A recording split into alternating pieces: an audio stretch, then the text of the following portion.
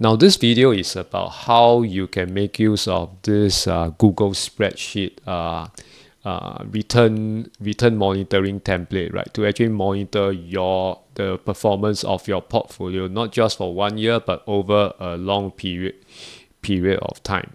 So this spreadsheet will be made available for free to everyone. It's a Google spreadsheet, so there's no copyright or anything, and I hope that by sharing this out to everyone, everyone can have an easier time to monitor, to be able to know how is your investment performance. Now this spreadsheet is very useful whether you're investing in very simple things such as a fixed deposit or interest rates, or even to the degree of actually tracking the performance of your investment properties, or even a portfolio made out of a lot of different kind of assets.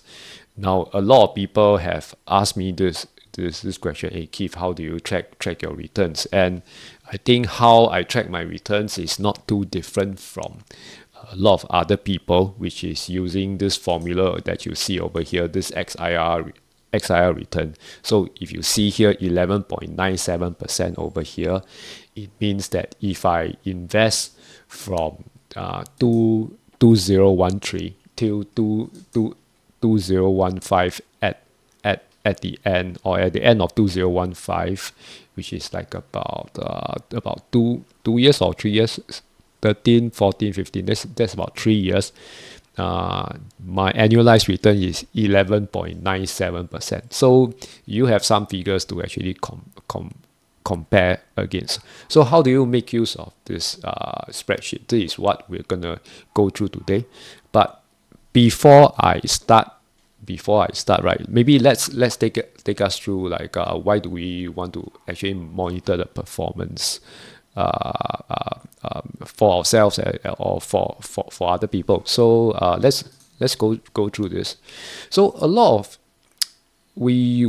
in my previous videos, right, we talk about, usually we start off with the financial planning objective, which is that all of us have a lot of financial goals that we want to build up towards. Most of the goals involves some sort of accumulation, which means you don't have so much money, but as you add more money over time, it accumulates to a sum of money. So this is similar to this illustration over here that you see all these bags, right? These are money that you take from your income or from other people that give you put it into, let's say, a portfolio. Sometimes it's a big sum, sometimes it's a small sum. And hopefully you accumulate to a sum that is useful for your financial goal, be it your children's university education fee, or for your retirement. So the question always is that to accumulate towards that in terms of planning, right? Like, how much returns do you need? We'll probably, in the previous few videos, we work out certain sums. It could be a conservative real returns is probably 5%. Some prefer to use 7% per annum. And the question is sometimes, in terms of how you manage your own money, are you hitting that returns, or is less than that? So you have to kind of know your returns before you can actually pivot to make some financial decisions, such as, like, perhaps I want to get someone else to manage for me. Like, I don't want to do this anymore. Delegate more of the responsibility to other people to manage, or that, hey, actually I'm doing pretty well. I'm actually quite good at this. So this is one reason to monitor performance. Or the second reason is that you're quite deep into this investment stuff. You manage your own investment portfolios. You have a certain strategy, whether it's a trading strategy or whether you're picking individual investments or a series, or trading a series of funds. So, but overall, as you do this for a period of time, how is your performance versus other people? So usually, like, this is taken from Morningstar. As you can see, there's a few lines over here. You can see that, let's say this portfolio itself, this investment returns over here, it's actually measuring against a benchmark index. So usually a benchmark index is like an appropriate comparison to see whether you're doing well or not for certain things. So it's like most of the time, if let's say you're in school, how well you do, right? Perhaps your teachers are measuring you against your peers, or measuring against the previous batch that have graduated already. So same for investments, right? You're probably measuring against if let's say you're an individual stock picker, that is picking in the Hong Kong and Singapore markets, you're probably measuring against the STI index or the Hang Seng index. These are appropriate benchmarks. And the reasons why you want to do this perhaps is to see whether after managing for a period of time, do you have an edge or not?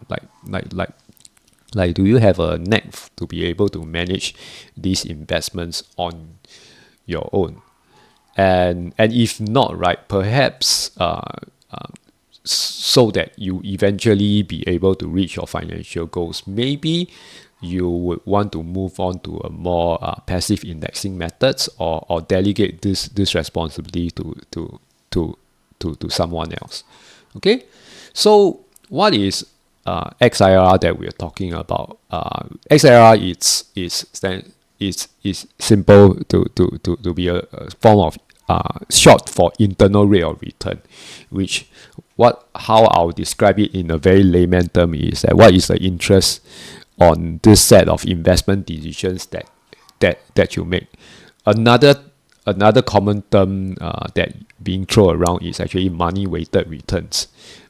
This is usually compared against time weighted returns. Time weighted returns are usually these returns that you see on these funds. Okay, these are time weighted. Money weighted means that certain amount of money that is larger, right?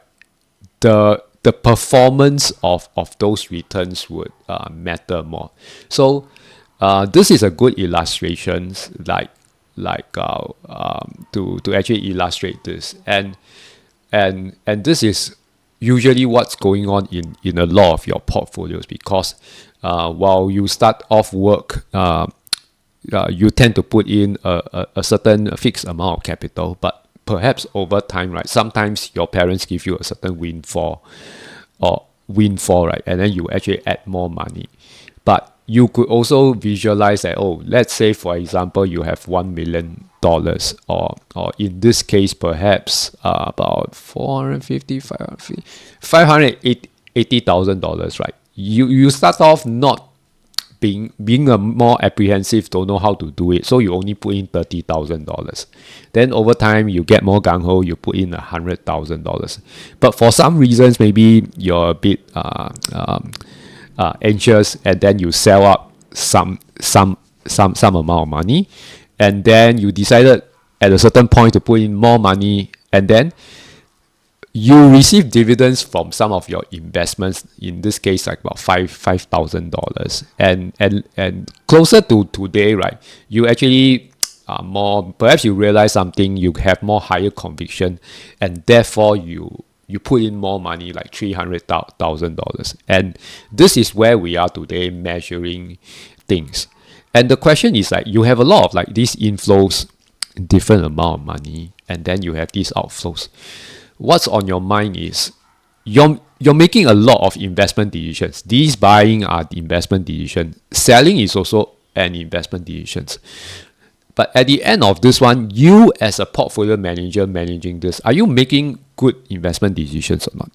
And so this interest rate, right, or this XIRR returns, right, is a compounded returns, right, that you can use to actually measure against other investments. So the end results of this XIRR and money weighted will be some figures like this. Is it a 6%? 6%? You can consider this as 6% per annum, minus 2% per annum, or let's say 14% per annum. Now, this figure that is worked out is considered a geometric compounded returns. So this return itself is pretty good if let's say you want to compare against.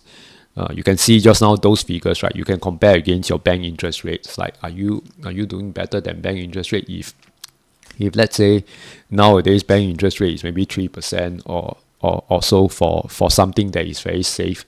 If you're doing lesser than that, that's something to think about. For you're taking certain investment risk, are you measuring up against certain benchmark index such as the MSCI World, S&P 500, or for the bonds, right? The Bloomberg Global Aggregate Bond Index. Now, it's for some of you who are really sophisticated and doing well, right? You'll be curious to know, you're managing a portfolio of very concentrated individual securities, right? How do you do against some of the other managers out there, be it portfolio managers in the local context or those super investors out there? So this internal rate of return, right, would be able to let you know this. Okay, so in a certain way, why I do find that a lot of people struggle with tracking their returns because mainly because perhaps they are dividend investors, right? And then there's a lot of, they don't track their dividends flow, or that they basically don't track things, and they find it very difficult to actually compute the returns.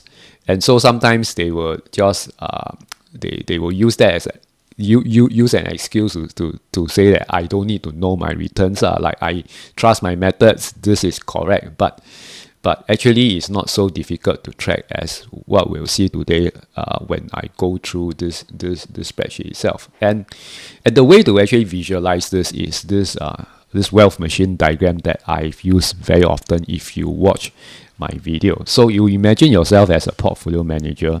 You probably have a certain style of investing, and you do the standard portfolio management things of actually trying to rebalance or monitor the portfolios itself, and then you'll be managing either some funds or certain self-managed investments.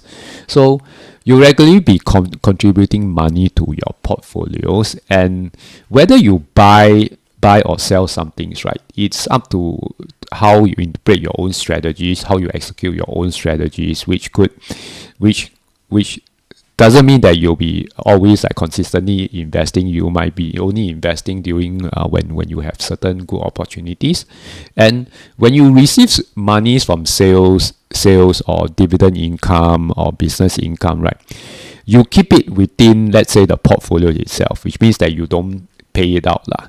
But on certain occasions, maybe when you're in retirement modes and all, you would try to pay out a certain cash flow cash outflows from these portfolios itself, and you will find that there's a lot of similarities there, because you could receive, let's say, $60,000 in let's say dividend income, or let's say rental income, but you will probably, what you actually need maybe only $30,000. So the other $30,000 you'll be reinvesting it or thinking about how to reinvest it.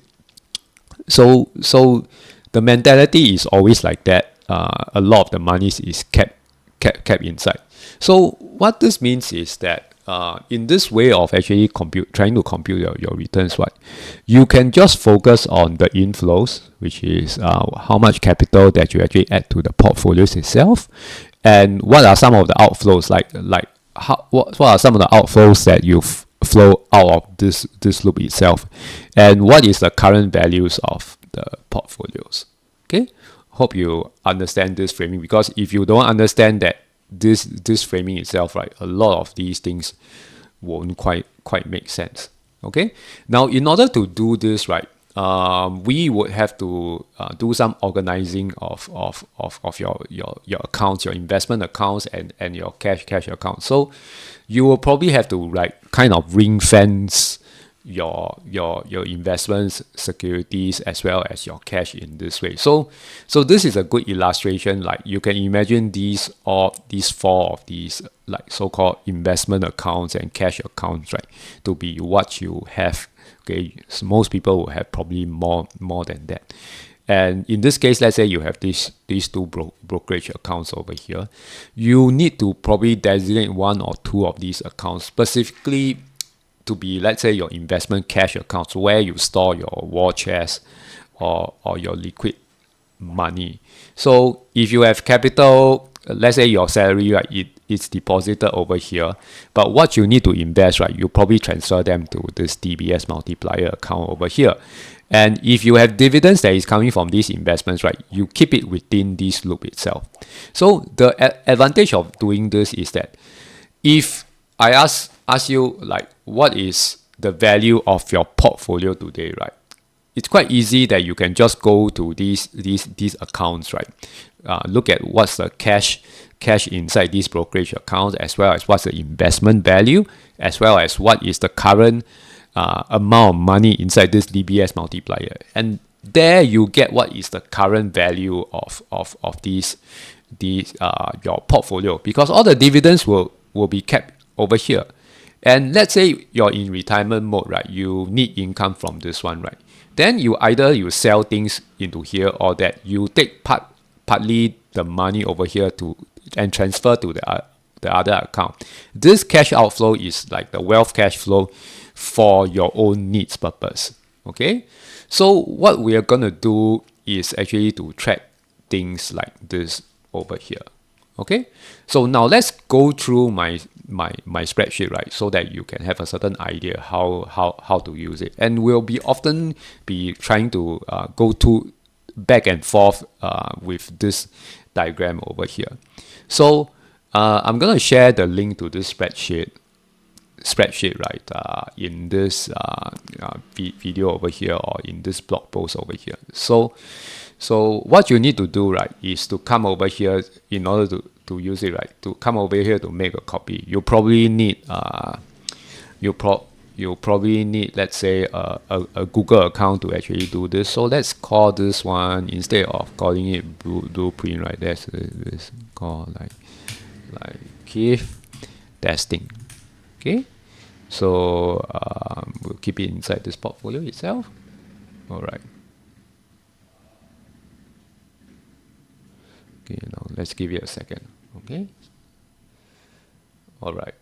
So let's zoom in a little bit so that you all can see it. Maybe 150. All right, this is big enough. Okay, so there's roughly like three or four sections over here. Over here you have your net cash flows, right? And then over here is your annual net cash flows. And over here you have these XIRR over here, and this is probably the overall results that you are interested in. Now, depending on like your monitor, right, like it could be green color. I look at this one as green color, right? These sections over here, right, you can see there's formulas over here, right? They are computed for you. So the color code, if you see this color coding, it means that there's formulas. You don't have to compute them, which means that you don't have to compute this. All you need to do is to fill in these kind of white color spaces over here. And majority of what you'll be entering will be things over here. So we've seen this one that it starts in 2013, right? But say for example, we started our investment somewhere in, let's say, 2018 or something. We track our portfolio. You could track it to today as well if you wish to. And what you do is that, let's say for example today, right, you put in a sum of money. We'll try, let's say today is, let's say 1,4. Let's say okay, let's go back into, let's say we start in 2022, right? And let's say back then your portfolio is $135,000. So we put a minus. You can see over here, right? This will give you a certain guide to say that if you're adding to the portfolio is negative, you put it as a negative. So you can imagine here that I'm putting minus $135,000. And during the year from 2020 till, let's say, end of 2021, right? You'll be contributing. Say for example, you're contributing to 2,000 a month, right? So what you can do is, say for example 30, let's say 20, right? You're putting in 2,000 a month. You can put the amount over here. Okay, so let's say every month we can just put 28 228 20. Okay, let's put another minus 2,000, right? And then over here, let's say for example, you don't have to put in every month. Like for my personal situations, right? Like currently contribute like about 15,000 into my SRIs, into my portfolios itself, right? I just specify a sum at the end of the year or in the mid of the year, because what I'm more concerned with is, I think, the long-term tracking of things. It's also because my portfolio has grown so big that I think 15,000, it doesn't affect things so much. So sometimes what I'll do is that, say for example over here, like I'll put let's say 12 30th, let's say 20, right? And then I'll just put the residual sum, which is like about $20,000, right? Over here, 20,000. So these are the inflows into, let's say, the portfolios itself. Now over here, right? If we're starting off in, let's say 2020, right? You can just change this one to 2020. So as you can see, if you drag this one further, right? You auto add the, you just increase the number of year. This section over here, like it tracks there's a formula over here that will track, right, what is the net annual cash flows in this whole column over here. So as you can see over here, in 2020 alone, right, we're putting in minus $159,000. Okay, this one tracks like what is the lifetime outflow, or actually it's a direction thing. Outflow sounds a bit weird, but more like what is the lifetime amount of money that flows into your portfolio, your portfolio itself, which is $159,000. Okay, so say for example, perhaps moving forward in 2021, right? We receive, let's say, we sell a bunch of money. Maybe in this case, we sell $15,000. If it's a sale or dividends, right? As you can see over here, right? If it's a dividend or withdrawal from the portfolios, right? It's a positive one. So this one, right, is not dividends. This one is not dividends from your investment. So if we go back to this diagram, right, like that $15,000 is this income distributed out. It's not any dividends that you receive from some of your investment inside. These are still in the loop, right? You don't have to record this one. Any purchases, right, of these stocks, right, or any dividends, all this, you don't have to record. What you need to record is contributions into this loop itself, and or any withdrawals from this loop. So these are like injections into these three, right, or these four, right, are injections in. This one is escaping out of it. This.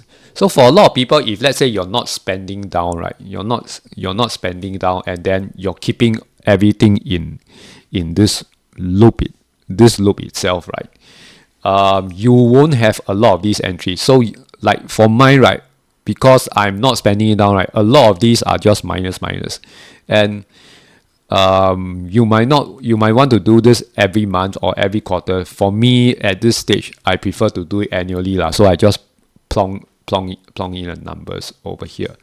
Okay, now this is you put in all the transactions itself, right? So as you can see from over here, right, let's see whether it's working or not, because by right it's supposed to actually like kind of pick up some of the values. Let me see if it's less than 0. Okay, this probably will only pick in, although I put net cash flow, right, these based on the formulas itself, right, it only put in like what is some of the net contributions, but these are more for monitoring purpose. You can see that there's this one is actually finding the amount of money, or they're actually summing them up that matches 2021. All the transaction that is the year is 2021, and then it's less than 0, which means that they are all contributions into the portfolios itself. If you really, this is not net cash flow, these are all inflow, so I actually label them wrongly. But if you wish to only you want to track all the net cash flows, right, you can just remove this one out of this one, and then you'll just find all the things in 2021 that is a net cash flow itself. Okay, so over time this one will build up. You could imagine that 2023, let's say in 2023 we say that 4 over here, and 2023 is the year where you actually contribute, let's say $48,000. So as you can see, you have a lifetime outflow of this amount of money. Okay, now over here in this sections, right, it tracks like what is the end of the year amount. So this spreadsheet, right, it's not for everyday very close monitoring. It's more for occasional tracking of these things. And this set over here, right, what you're supposed to fill up is what is the end of the year portfolio amount. So over here, I think you need to put a certain starting date. So if let's say you're monitoring this in 2020, perhaps over here you just put 2019, and then you can see all of these things. It's put properly over here. So say for example we simulate, and over here is like what is the end of the year amount. So imagine that you put in this set of transactions. That's like about 24,000. That's about 150,000. Let's say for example you end the year with 160,000. You just put over here. So you can see that there's an XIRR return of actually this amount over here. And let's say over here it grows to about $175,000. Okay, and then over here, let's say it grows to, let's say you're adding more money. Let's say you manage to grow to, let's say 300,000. Okay, so what you can see, okay, this one is a bit bombastic lah. Okay, this one is still as bombastic. Okay, so these are the end of the year amount, right? And over here in this XIRR, right, you actually calculate, right, what is the annual XIRR like for that year, right? What is roughly your return in itself? We'll try to go through some of the calculations later for those people, or those of you who are interested. And if you, let's say you want to know about what's your 2021 return, right? Based on the decisions, right, it's about 20% over here. Okay, and then 2022 is so on and so forth. So if you could actually like put in like more of these, you just drag drag this kind of thing, and then you just put these amounts over here. And of course now you don't have any values, right? So maybe it doesn't make sense. So every year you just keep adding those new rows, like this is 2024, and then you just drag one more 2023. Maybe now it's fallen less lah. Okay, it's lesser lah. Then you can see your numbers become smaller, and then over here 2024. Okay, now we have some crazy growth, 50% growth. Okay, so again, let's recap over here, right? Over here in this section over here, right? Put in your investments and what flows out, what flows in, and then what flows out of this loop itself. Over here, you will track, like you will aggregate all the information over here so that you can see very clearly. 2023, you have this insertion. 2021, 2022, there is no injections over here. 2024, currently no injections. And over here, what is the ending year amount? And then this will be like what is your annualized return for the year itself. Now this section over here, right, it will show like what's the overall return itself. Like this is what you have contributed into the portfolio, which means your capital over time is like about 207. This one is the inflow. So the inflow, right, is actually made out of like what's the final value over here. This is 300,000. Okay. Now also, if we sum up what is the positive value, right? This is like about 15,000. So it's 300,000 plus 15,000 that gives you this 3,315, because you have this ending value, and then you also have this money, right? This positive flow, which is the money that you actually the cash flow that you'll be able to get. These are all the so-called the rewards that you get. Okay, and with this amount of money that we have invested over perhaps these 5 years, right? Your overall XIRR is like about 11%. So this will be the 11, like you'll be comparing. If let's say you're measuring yourself against the MSCI World during this period, this period, how has the MSCI World do? Is it doing better than 11% or less than 11%? So with this figure, it will allow you to measure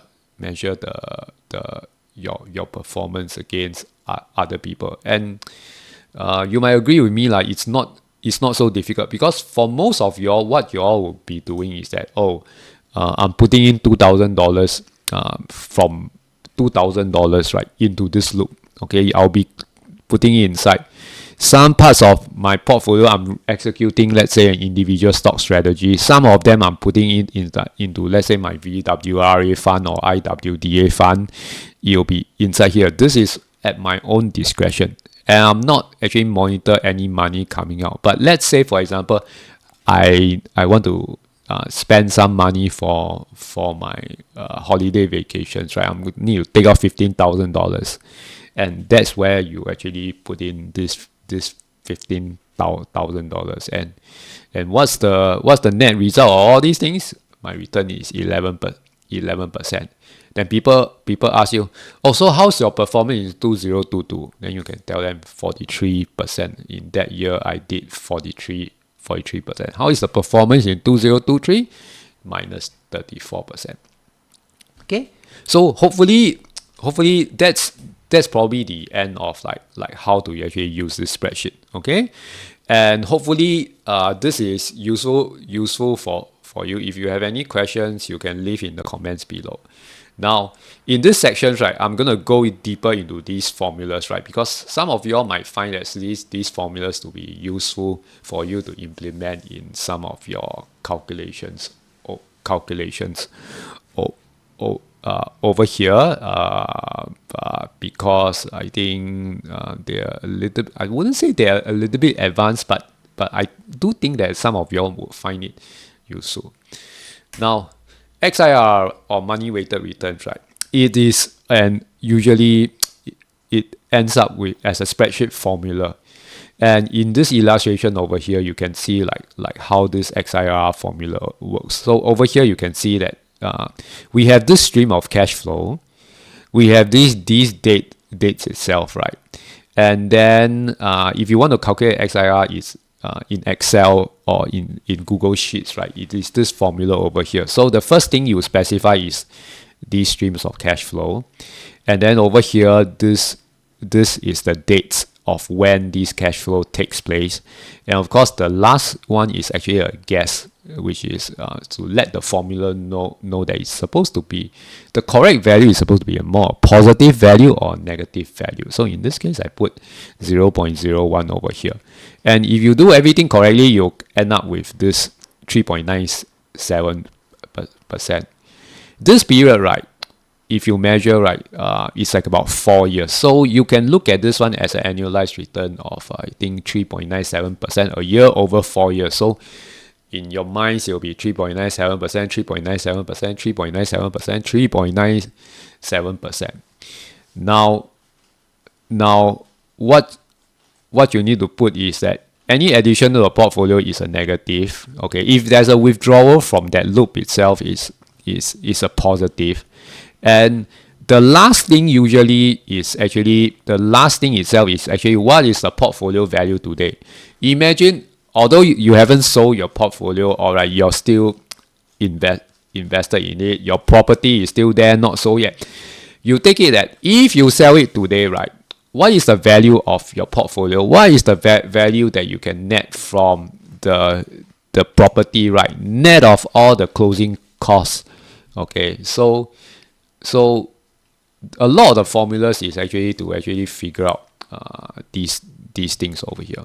So let's go to the spreadsheet itself, right?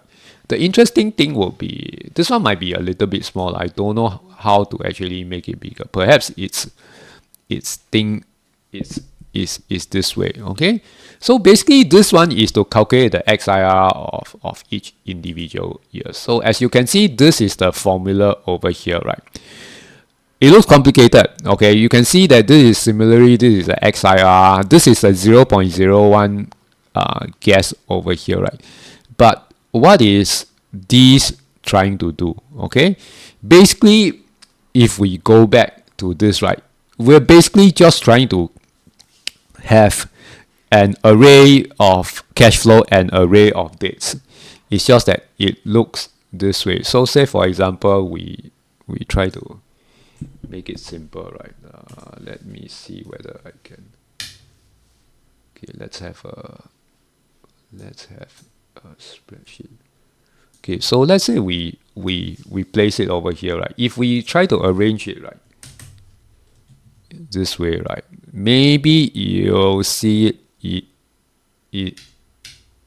easier. Okay, so you can see that this is supposed to be the cash flow, and then this is supposed to be the date itself. So what we're trying to do, right, is we're trying to, the cash flow, right, we're trying to put in, let's say, a series of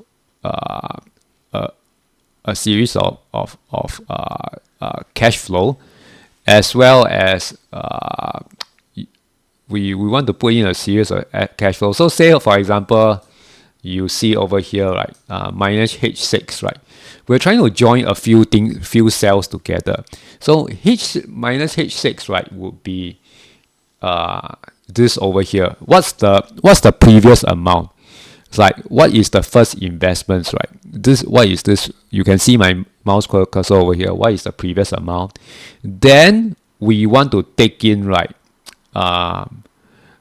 over here, right, all the transactions, right, all the transactions where the date, right, is equals to this date 2020. You're trying to get over here all the cash flows, right, that the year, right, is equals to 2020. And then lastly, the last cash flow, right, H7 that we want to put in, right, would be what's the ending value over here, which is $160,000. Okay, so again, the first one is what's the starting amount, and then what is all the cash flows over here, and then what's the ending amount. So this one will give you like all the cash flow. Now the date is also similar.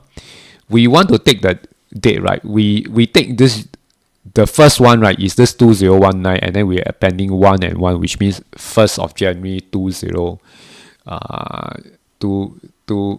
1st of January 2019, and then over here, right, over here, this one is probably all the dates over here. For you can see how many entries over here, right? We're getting how many entries of dates over here.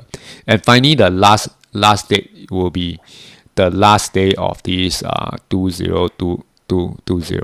Now I think I realized a mistake, right? By right, this one, if we're talking about this end of the year, right, instead of 1st January, right, this one should be December 31st of this previous year. So I might have made a mistake over here, but most likely before I release this spreadsheet, I will make amendments. Okay, so if we correct this one, then the figures will look any different. So but in general, right, the beauty of what we're trying to do, right, is that we're trying to join them into one string itself. So you can imagine this formula itself is to join this one, all the things over here, and this one, right, into a string, right, delimited by this end sign. So you can imagine we're forming a very long one, and then we're splitting it up by looking at this end, right, and then breaking it up so that it forms an array, like a spreadsheet array. We're doing the same over here, right? Then that is how we are able to get two arrays over here, and how we can create this XIRR over here. And you can see that this is a lot of formulas is regarding things like this. You can see that the overall XIRR, right, it looks kind of actually complicated, right? But basically, let's take this one and then we try to see whether I can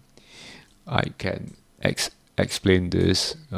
Let's open up another one over here, right? So you can see it's again similar. There is two arrays over here. Okay. And the first one, right, is to actually we're taking all this cash flow, right, B2, we're starting from this one B2 all the way to the end, which is over here, right, and then we're adding on to actually, like, what we're trying to do is that we're trying to find the last entry. Okay, we're adding these to the last entry. So you can imagine this is a stream of cash flow, and then we're adding these entries over here to actually calculate this figure. Okay, so the date is the same now. This one, the max date, right? We're trying to find this date, and then we're trying to add December 31st to this date to actually come out with these. Okay, this is just a basic summation of this. This one probably they're trying to find. This one is trying to find the last entry.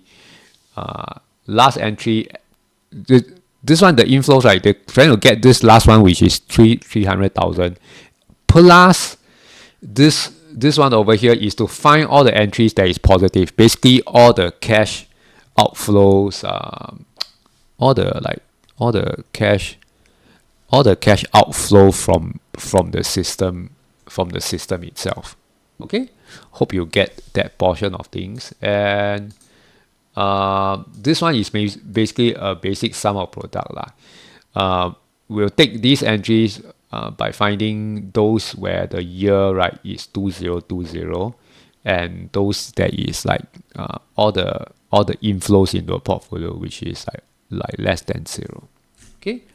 Now, hopefully this explanation helps, and if you have any questions about this spreadsheet, still confused about it, do leave inside the comments, and hopefully you enjoy using this spreadsheet.